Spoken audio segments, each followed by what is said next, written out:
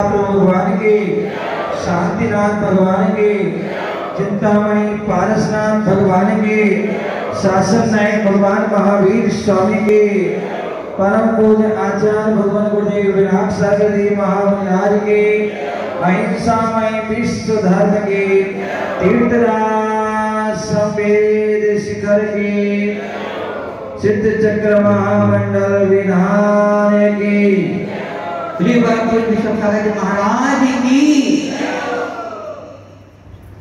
प्यारे बंधु, क्यों कहते हैं दुनिया के जितने भी पद होते हैं वो सब छोड़ना पड़ते हैं या फिर छुड़ा लिए जाते हैं। कल दोपहर में हमारे मास्टर जी बैठे हुए थे और वो बता रहे थे कि जो है 25 साल लगभग जो है वह कमेटी में मंदिर के लिए उन्होंने अपनी दी सेवा दी और उसके बाद सुता ही उसको जो है सभी ने उसको त्याग पत्र दे दिया कि भैया अब मैंने बहुत सेवा कर ली है, हम बुजुर्ग हो गए हैं, तो इसलिए जो है युवाओं को जो है आप संभालिए कमान। क्योंकि भरत चक्रवर्ती के सपने में, चंद्रगुप्त के सपनों में 2 युवा बैल धर्म के रथ को खींचते उन्होंने देखा, तो वहां उन्होंने बताया उस सपने का अर्थ कि आगे भविष्य में युवा लोग जो है धर्म को आगे बढ़ाएंगे। युवा अवस्था में साधु अवस्था को धारण करेंगे, युवा जो है धर्म की बागडोर को आगे बढ़ाएंगे और वही उस परंपरा को इन्होंने आगे बढ़ाया है।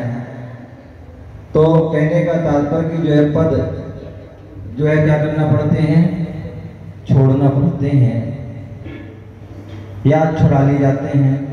आजकल कई जगह ऐसे भी स्थान है जहाँ पर लड़ाई झगड़े हो रहे हैं, कोर्ट कचहरियाँ भी हो रही है पद के लिए। ध्यान रखिए, यदि आपको पद प्राप्त करना है, पद को प्राप्त करना है तो ऐसे पहली बात तो पद को ग्रहण नहीं करना चाहिए। क्यों? पद को प्राप्त करते ही व्यक्ति को मद आ जाता है, अहंकार आ जाता है, अभिमान आ जाता है और वह धर्मकार आदि को भूल जाता है। दूसरे पद को प्राप्त होने के बाद व्यक्ति जो है पद छोड़ना पड़ता है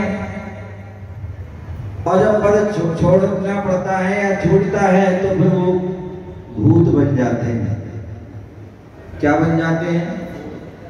भूत बन जाते हैं। बोले जीते जी भूत बन जाते हैं और मरने के बाद भी भूत बन जाते हैं यदि अच्छे काम ना करें तो। जीने मतलब जो पद छोड़ने के बाद जीते जी भूत कैसे बन जाते हैं? जैसे भूतपूर्व मंत्री, भूतपूर्व अध्यक्ष, भूतपूर्व प्रधानमंत्री, भूतपूर्व राष्ट्रपति आदि आदि भूत। और कुछ ऐसे भी लोग होते जो पद पर प्राप्त होकर के काम नहीं करते हैं तो आगे जो है वो मरने के बाद भूत बन जाते हैं क्योंकि तुमने काम नहीं किया है। तो कहते ना हमें जो है पहले भूत बनना है ना बाद में भूत बनना है। यदि हमें बनना है तो अभूतपूर्व बनना है। क्या बनना है? अभूतपूर्व बनना है। हमारे जो पंच परमेष्ठी होते हैं, अनंत भगवान होते हैं, सिद्ध भगवान होते हैं, साधु परमेष्ठी होते हैं, ये क्या अभूतपूर्व होते हैं क्योंकि इनको पद छोड़ना नहीं पड़ता है। साधु का पद कभी छूटता नहीं है, जब तक जीते हैं तब भी रहते हैं और जीने जब मृत्यु को समाधि को प्राप्त करते भी तभी भी साधु परमेष्ठी के रूप में ही जाते हैं। सिद्ध भगवान जो सिद्ध पद है, जो एक बार प्राप्त हो जाता है वह पद भी कभी छूटता नहीं है। अनंत सिद्ध परमेष्ठी जो अनंत काल तक रहते हैं, तो ऐसे उस सिद्ध पद, सिद्ध परमेष्ठी के पद की प्राप्ति हमें करना है, हमारा लक्ष्य है। और इसी भांति के लिए हम भगवान का यहाँ पर भक्ति कर रहे हैं। और हम यहाँ पर कर्माष्टक विनिर्मुक्तम मोक्ष लक्ष्मी निकेतनम सम्यक बाधो गुणोपेतम सिद्ध चक्रम नमाम्यम। आचार्य पूज्यपाद स्वामी एक महान आचार्य हुए और उन्होंने जो है अनेक अनेक ग्रंथों को लिखा। अभी विभंजन सागर जी महाराज बात कर रहे थे कि हम जो भी धर्म की क्रिया करते हैं या लौकिक क्रिया भी करते हैं, वो सारी क्रिया कैसे करना चाहिए? द्रव्य से और भावों से। और यही बात हमारे यहाँ कही गई है, नमो त्रियोग समारहे। तीनों योगों को संभालना है, मन को भी ध्यान रखिए। अब मैं प्रवचन क्या कह रहा हूँ, सुनो ध्यान से।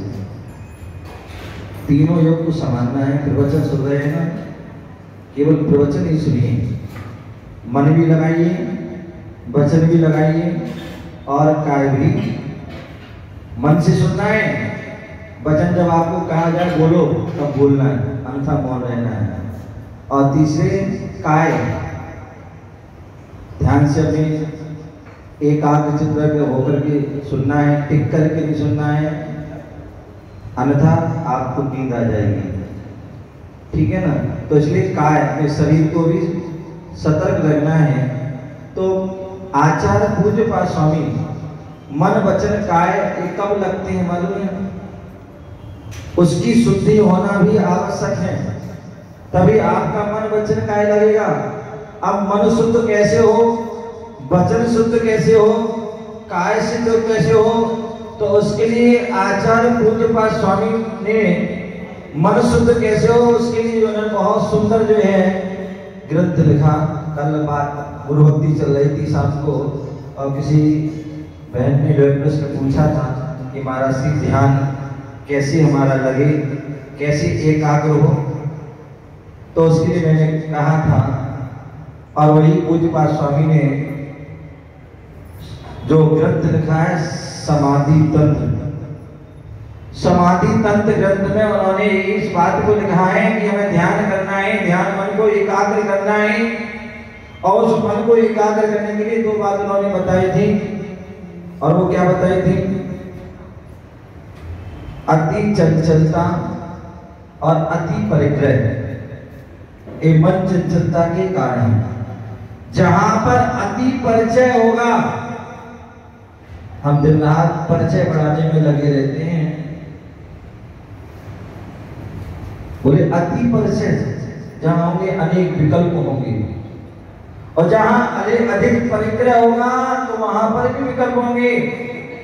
तो इसलिए आपको अति परिचय से बचना है, विकल्पों से बचना है, तभी आपका मन लगेगा। तो इसलिए वहां पर उन्हें क्या बोले, समाधि तंत्र में एक से एक बढ़िया गाथाओं के माध्यम, सुंदर गाथाओं के माध्यम से मन को एकाग्र करने की बात कही, मन को शुद्ध करने की बात कही। वचन शुद्ध कैसे हो? तो वचन शुद्धि के लिए उन्होंने जो है एक ग्रंथ लिखा, जैन व्याकरण। जैन व्याकरण, जैन संस्कृति जो ग्रंथ है, उसमें जो है, क्योंकि जब भी हम कोई पूजा करते हैं, पाठ करते हैं, स्तोत्र पढ़ते हैं, जाप करते हैं, यदि उसमें एक शब्द भी, एक मात्रा भी, एक बिंदी भी अधिक या कम हो गई तो अर्थ का अनर्थ हो जाएगा। बोले चिंता चिता समाख्याता बिंदु मात्र अंतरा। बोले चिंता और चिता केवल एक बिंदी मात्र का अंतर है, लेकिन कार्य दोनों एक करते हैं। बोले चिता भी व्यक्ति को जलाती है और चिंता भी व्यक्ति को जलाती है। चिता जो है वह मृतक को जलाती है, और चिंता जिंदा व्यक्ति को जला देती है। आज हम देख रहे हैं कहीं किसी को शुगर हो रहा है, किसी को ब्लड प्रेशर बढ़ रहा है, किसी को डिप्रेशन बढ़ रहा है, किसी को हार्ट अटैक हो रहा है, किसी को दिल का दौरा पड़ा, आदि आदि अनेक प्रकार की जो है बीमारी फैल रही है। उसका कारण क्या है? क्या है? चिंता। तो इसलिए एक एक शब्द में अंतर हो जाता है। तो इसलिए हमें उस शब्दों की शुद्धि के लिए जैन व्याकरण आचार्य भगवान ने दिया, उसके माध्यम से हम वचन शुद्धि। आपने पढ़ा होगा शुद्ध पंचमी की जो कथा में कि जहाँ धरसेन महाराज ने पुष्पदंत भूतबली को मंत्र दिए थे परीक्षा के लिए, और जब उन्होंने योग्य थे, उन्होंने जब जो है वह सिद्धि की तो अटपटी सिद्धि हुई, किसी के अंगहीन किसी के अंग अधिक। तो उन्होंने जाना अपने ज्ञान से कि ये तो गलत है, इसमें कुछ ना कुछ त्रुटि है, तभी ऐसी, क्योंकि देव तो सर्वांग सुंदर होते हैं। जब उन्होंने मंत्र पढ़ा, समझा, उसको जो है देखा, तो देखा कि उसमें एक में एक शब्द अधिक है और एक में एक कम है, जिसके कारण वह प्रत्याश सही सिद्धि हुई। द्वारा उन्होंने अपने ज्ञान से उसको सही किया और द्वारा सिद्धि किया, शुद्ध सिद्धि होगी। तो एक शब्द अधिक आदि पढ़ने में जो है क्या हो जाता है, वह ऐसा फर्क आ जाता है। तो इसलिए व्याकरण के माध्यम से हम वचनों की शुद्धि करें। जब भी हम पूजा करें, बोले भले आप एक पूजा करें, जरूरी नहीं है आप 5 पूजा करें, जरूरी नहीं आप 10 पूजा करें, एक पूजा करें, लेकिन उनको शुद्ध पढ़ते हुए पढ़े तो निश्चित ही उसका जो है प्रभाव अच्छा होता है। तो मन शुद्धि, वचन शुद्धि, और तीसरा काय शुद्धि। बोले काय की शुद्धि होना भी, शरीर की शुद्धि भी होना जरूरी है। यदि शुद्धि नहीं है तो जो है आप पूजा भी आप जो है नहीं कर पाएंगे, उसमें पूजा में आपको मन नहीं होगा। बोले काय शुद्धि कैसे होगी? एक सामान्य स्नान करने से काय की शुद्धि हो जाएगी क्या? बोले शुद्ध वस्त्र पहनने से काय की शुद्धि हो जाएगी क्या? बोले नहीं। बोले स्नान भी करना जरूरी है, शुद्ध वस्त्र पहनना भी जरूरी है, और इसके साथ साथ निरोगी होना भी जरूरी है। यदि आप निरोगी होंगे तो आपकी जो है काय शुद्ध होगी और मन वचन सब शुद्ध हो जाएगा। लेकिन यदि निरोगी काया नहीं होगी तो अब निरोगी काया कैसे हो? आचार्य भगवान कार्तिकेय स्वामी कार्तिक अपेक्षा में कहते हैं, इस शरीर, ये जो शरीर है, इस शरीर में जो है एक एक अंगुल में 96 रोग हैं। बोले पूरे शरीर में 5 करोड़ 68 लाख आदि जो है उसमें जो है रोग पाए जाते हैं। एक रोग की हम दवा करते हैं, अनेक रोग जो है उसके क्या होते हैं, उत्पन्न हो जाते हैं।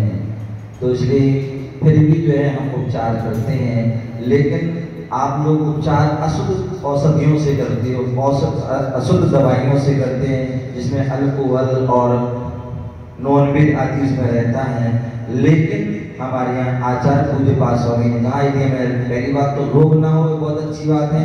यदि रोग है, हो रहा है, तो उसके लिए शुद्ध औषधि होना चाहिए, और शुद्ध औषधि के लिए उन्होंने कल्याण कारक एक ग्रंथ लिखा और उसमें शुद्ध औषधि का वर्णन है। तो ऐसे मन वचन काय को शुद्ध करना है और शुद्ध पूर्वक जो है भक्ति करना है। तो कर्माष्टक विनिर्मुक्तम जो हमें सिद्ध चक्र विधान कर रहे हैं, वो इसलिए कर रहे हैं, हे भगवान आप कर्मों से, अष्ट कर्मों से मुक्त हो चुके हैं और 8 गुणों से संपन्न हो चुके हैं, और हम जो है आपकी भक्ति करने आए हैं, आपकी आराधना करने आए हैं। तो हे भगवान मुझे भी जो है, मेरे भी अष्ट कर्माष्टक विनिर्मुक्तम 8 कर्म में विशेष रूप से मुक्त हो।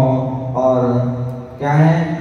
कर्माष्टक विनिर्मुक्तम मोक्ष लक्ष्मी निकेतनम, और जिसके अष्ट कर्म नष्ट हो जाते हैं तो उसे मोक्ष रूपी लक्ष्मी, कौन सी लक्ष्मी?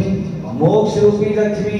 सामान्य कोई लक्ष्मी नहीं, ये धन दौलत रुपया पैसा सोना चांदी आदि लक्ष्मी नहीं, मोक्ष लक्ष्मी। क्योंकि ये सारी संपत्ति तो आपको आपत्ति विपत्ति प्रदान करने वाली है, लेकिन वह संपत्ति कौन सी? जिन गुण संपत्ति हो मध्यम, जो जिनेन्द्र भगवान के गुण रूपी संपत्ति, अनंत ज्ञान, अनंत दर्शन, अनंत सुख और अनंत भी, ऐसी जो है वह मोक्ष रूपी लक्ष्मी मुझे प्राप्त हो। जहाँ मोक्ष लक्ष्मी प्राप्त होती वहाँ सारी लक्ष्मी अपने यहाँ आ जाती है। और मोक्ष लक्ष्मी निकेतनम, और मोक्ष रूपी जो महल, निकेतन माने महल, जो मोक्ष रूपी महल है उसकी मुझे प्राप्ति हो। सम्यक्त्वादि गुणोपेतम, और वहाँ पर क्या होता है? सम्यक आदि जो 8 गुण हैं उनसे सहत होकर रहते हैं, जो ऐसे उन सभी सिद्ध चक्र समूह जो सिद्धों का जो समूह है उनको हम नमस्कार कर रहे हैं। यहाँ पर हम सभी 8 दिन लगभग जो है और विशेष भक्ति आराधना हम यहाँ पर करेंगे। हमारे ब्रजमोहन परिवार जिन्होंने ये भाव बनाए हैं विधान करने के, और उन्होंने आप सभी को मौका दिया है और आप सभी ने साहस उसको स्वीकार किया। तो क्यों ना हो हम सभी मन वचन काय से बड़े भक्ति भाव से वह विधान करें और अपने जीवन में जो हमारे अनेक प्रकार के रोग, बीमारी, कष्ट, दुख, पीड़ा, शांति, अशांति आदि जो है वह सब दूर हो और हमारे जीवन में परम सुख की प्राप्ति हो, परम आनंद की प्राप्ति हो। आज यहाँ पर देखिए शुभारंभ कितना सुंदर हुआ। तेरे चरणों की रज है कुछ और